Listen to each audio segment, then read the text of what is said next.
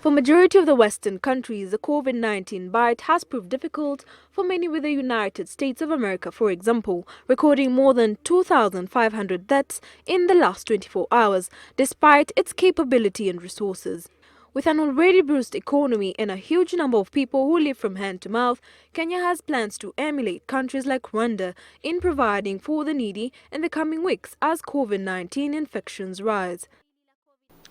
To further cushion vulnerable Kenyans, we have identified needy households in Nairobi that will be the inaugural recipients of the weekly COVID-19 support stipend. The piloting of the program started yesterday, and some of the initial beneficiaries have received their stipend. With Kenya surviving majorly on debts, President Uhuru Kenyatta, however, maintained that large economies are in discussion to suspend this debt for the meantime.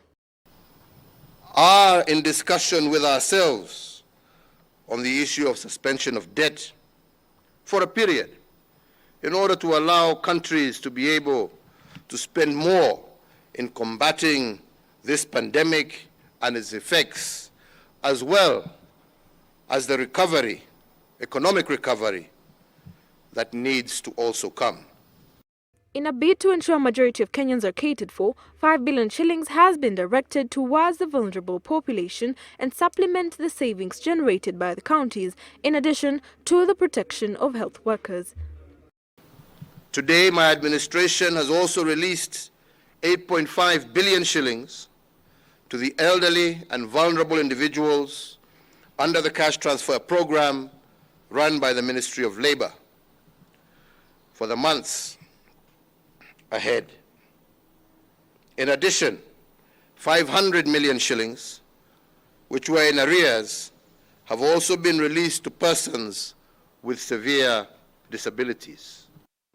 With the scheme planted to identify those in need across the country, the government has maintained that direct and online transactions will be used to ensure transparency.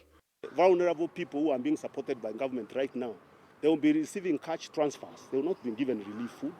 We are moving away from physical distribution of food by government, which is very wasteful, costly, and which is also prone to corruption.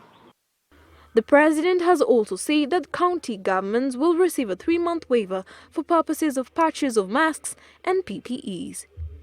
I am directing that county governments receive a 3-month waiver from the Kenya Medical Supply Agency requirement for the purchase of masks and PPEs to protect our citizens and healthcare workers from infection. This waiver applies to sourcing of these products locally. President Uhuru Kenyatta has beseeched Parliament to take deep considerations of the legislative proposals put forth on measures that will help Kenyans survive during this COVID-19 pandemic, among them passing the 25% reduction on payee and a waiver of the same on persons earning below 24,000 Kenya shillings. Joki Merito, Switch TV.